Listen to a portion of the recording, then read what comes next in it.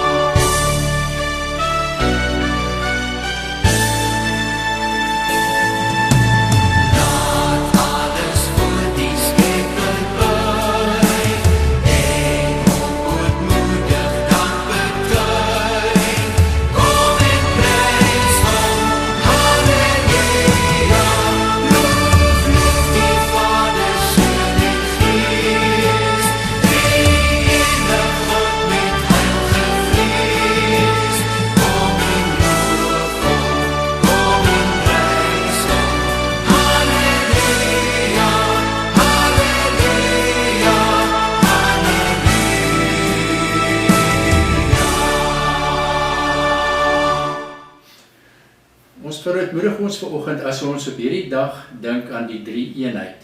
Na Pinkster begin die Koninkrykstyd. Op die eerste Sondag van Koninkrykstyd vier ons altyd die misterie van die drie-eenheid van God. Deur dan spesiale skrifgedeeltes daaroor te lees. Aan elkeen van die drie persone word 'n besondere werk verbind, sonder dat die ander heeltemal volledig daarvan uitgesluit is. So lees ons byvoorbeeld dat die Vader vir die skepping verantwoordelik is. Ons lees in Genesis 1, in die begin het God, en dan word daai God in meervoudsterm geskryf, het God die hemel en die aarde geskep. Die aarde was heeltemal onbewoonbaar, het was donker op die diep waters, maar die Gees van God het oor die waters gesweef. En in Johannes 1 lees ons, in die begin was die woord, dit is Jesus daar, en die woord was by God, en die woord was self God. Hy was reeds in die begin by God. Alles het deur hom tot stand gekom. Nie enkele ding wat bestaan het sonder hom tot stand gekom nie. Tweedens, die Seun. Hy is verantwoordelik vir die verlossing. 2 Korintiërs 5, lees ons vers 19. Die boodskap van versoening bestaan daarin dat God deur Christus die wêreld met homself versoen het en die mense hulle oortreding nie toereken nie. Die boodskap van versoening het hy aan ons toevertrou. Daarom sê Paulus, ons tree op as gestuurdes van Christus, en dit is God wat deur ons 'n beroep op julle doen. Ons smeek julle namens Christus. Aanvaar die versoening met God wat hy bewerk het. Christus was sonder sonde, maar God het hom in ons plek as sondaar behandel, sodat ons deur ons eenheid met hom deur God vrygespreek kan wees.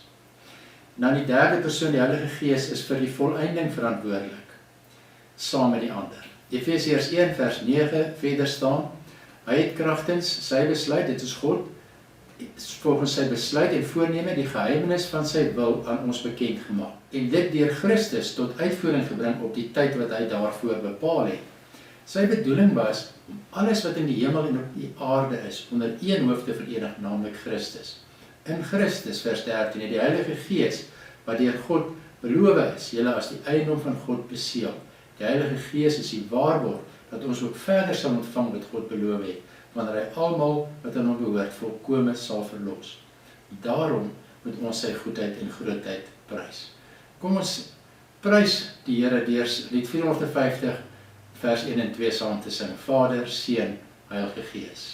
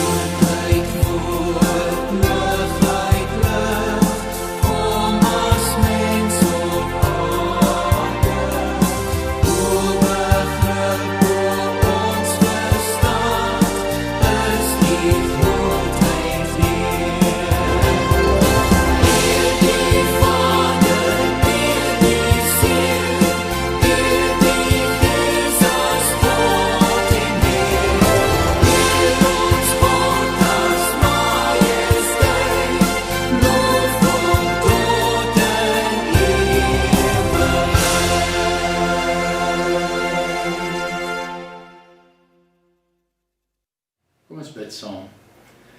Lewende Here, ons bid nou dat U lewende woorde nie by ons 'n hart van klip en 'n kop van yster sal aantref nie, maar 'n leergierige gees wat werklik soek na die betekenis van die nuwe lewe in U. Laat ons hier werklik ervaar dat U ons Vader is wat ons as U kinders aangeneem het. Dat U ons verlosser is, wat namens ons gesterf het en weer opgestaan het, en dat U deur U Gees ons harte verlig om U stem te hoor. Amen. En ons lees uit Genesis 1 en ook Genesis 2. Genesis 1 vers 1. In die begin het God die hemel en die aarde geskep. Die aarde was heeltemal onbewoonbaar, dit was donker op die diep waters, maar die Gees van die Here het oor die waters gesweef. En dan gaan ons nou verder lees hoe dat daar op die verskillende dae verskillende dinge gebeur het. Hoe God deur te praat die skepping daar gestel het. Ons gaan oorgaan na die einde van hierdie verhaal in Genesis 2, gaan ons vers 1 tot vers 4 ook 'n paar verse daar lees. Genesis 2 vers 1. Die hemel en alles daarin is voltooi en ook die aarde en alles daarop. Op die 7de dag was God reeds klaar met die skepingswerk en het hy gerus na al die werk wat hy gedoen het. Hy het die 7de dag as gereelde rusdag geheilig, want op daardie dag het hy gerus na al die skepingswerk wat hy gedoen het. Dit dan is die geskiedenis van die hemel en die aarde toe hulle geskep is. Vriende, ons opskrif is vandag, ons glo in God as skepper. Die Israeliete het unieke oortuigings gehad oor God in vergelyking met die afgode van die ander volkere. Nou ek self het as jong mens die skepingsverhaal Genesis 1 gelees as geskiedenis, as wetenskap, as die verklaring hoe die wêreld tot stand gekom het. Jy gebruik dit met ander woorde hierdie inligting as 'n argument teen diegene wat byvoorbeeld evolusie voorstaan as die manier hoe die wêreld ontstaan het. Tydens my studiejare het ek ontdek dat Genesis 1 anders gelees moet word. Die verhaal is geskryf toe die Israeliete in ballingskap was en diep gedink het oor hulle geloof en hulle God. Vraag wat hulle gehad het was, het hulle God en sy beloftes dalk verkeerd verstaan? Het God hulle dalk vergeet? Was hy nooit werklik God nie? Het iemand hulle mislei?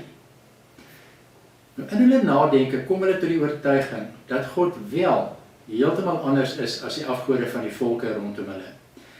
Die vertellinge van hulle voorvaders was altyd getuienisse Dit was getuienisse wat hulle van God ervaar het. En vir hulle was dit duidelik dat God nie net gepraat het nie. Nee, hulle het God in taal beskryf waar hy altyd handelend was. Waar die ander gode dood is en nie iets kan doen of sê nie, is hulle God lewend. En so kom hulle tot hierdie lofgedig oor die skepping. En so beskryf hulle dan hoe hulle God sien. In die ander volke se skepingsverhale is dikwels vertel dat die wêreld tot stand gekom het deur die stryd tussen die verskillende gode. En hierteenoor sê Israel nou dat hulle God alleen inisiatief geneem het. Hy het nie teen ander gode geveg nie, hy het self alleen gedoen.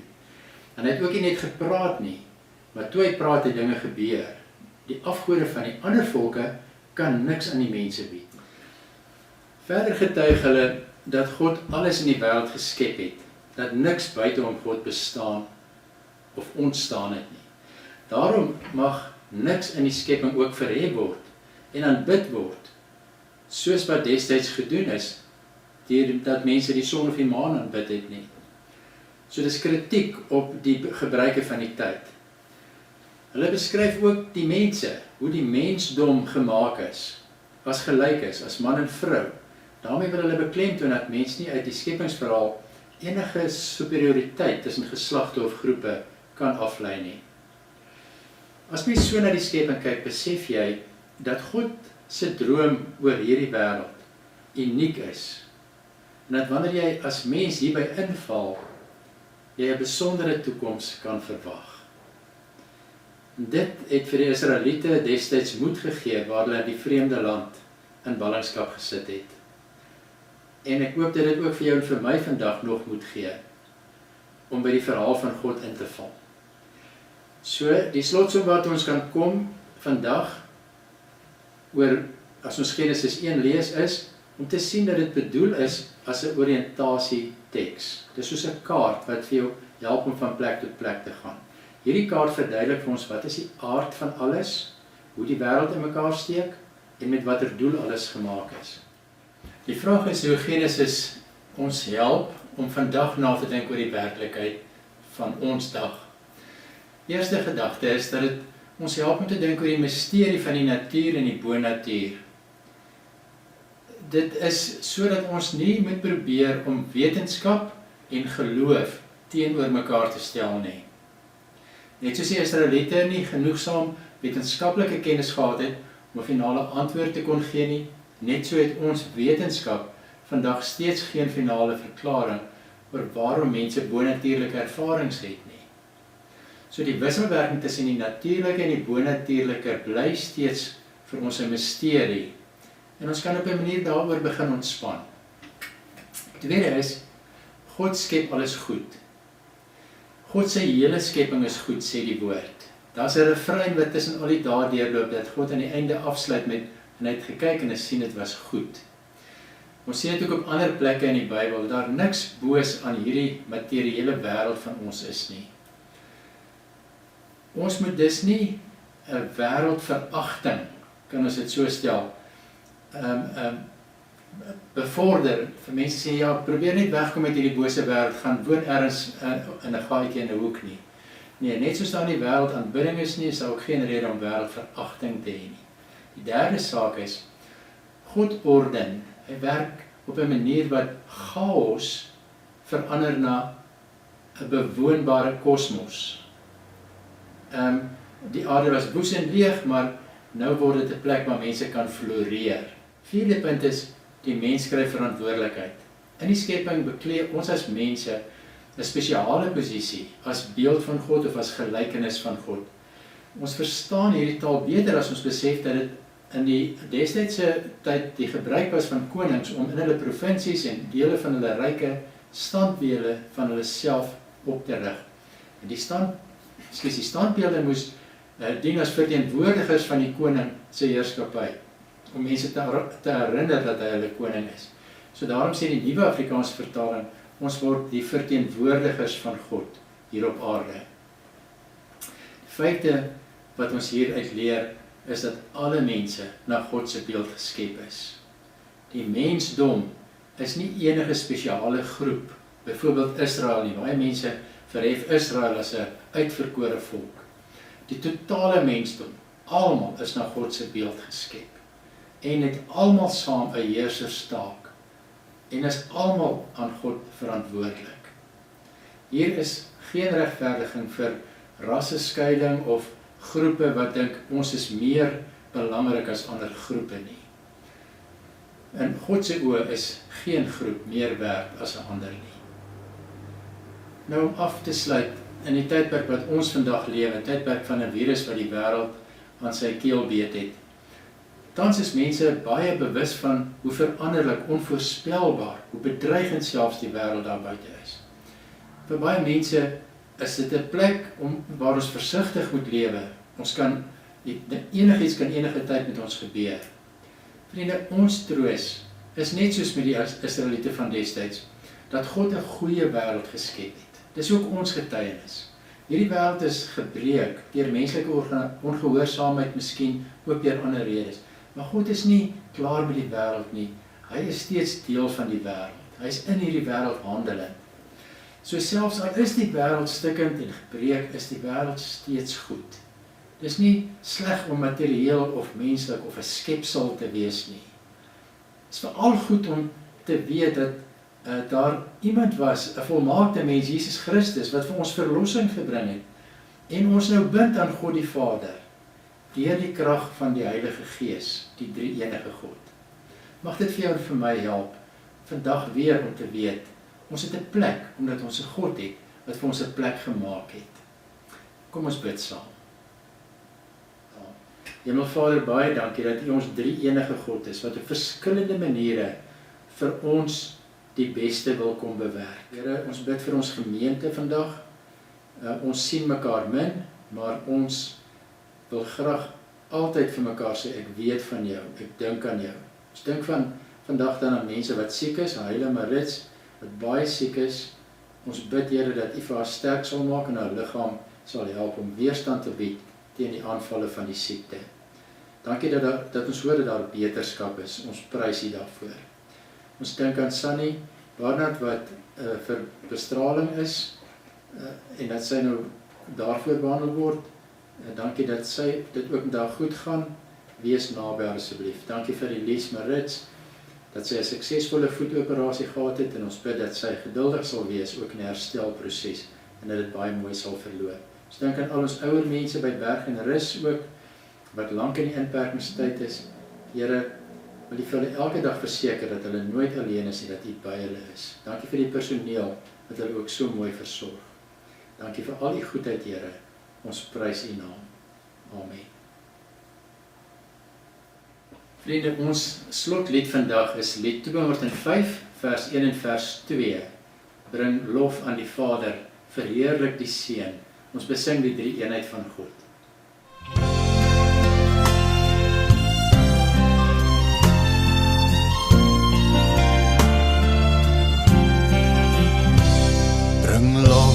Aan die Vader verheerlik die Seun, verliefde genade, verlossing en steun, dat elkeen wat glo nie verlore mag gaan, maar ewig voor hom as verloste kan staan. Loof die Heer, sing gelowiges saam. Loof die Heer, prys sy heilige naam. Hy kom uit genade, ons sondes versoen, dat ons hom vrymoedig ons Vader kan noem.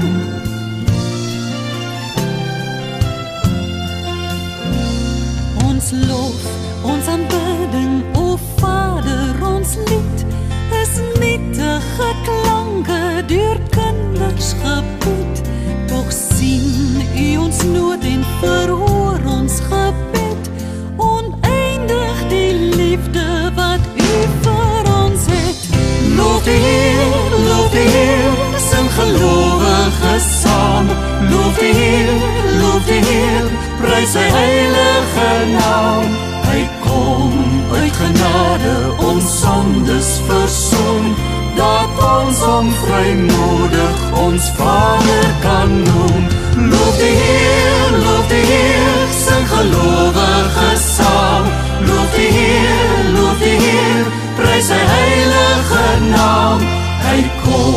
uit genade ons sondes versoen, dat ons hom vrymoedig ons Vader kan noem.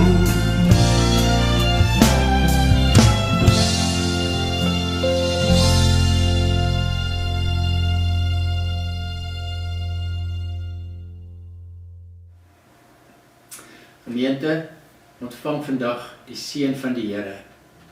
Die genade van ons Here Jesus Christus en die liefde van God en die gemeenskap van die Heilige Gees sal by julle almal wees.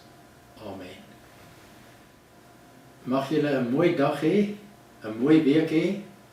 Mag julle die vreugde en die vrede ervaar wat God vir jou bedoel het. Mooi loop.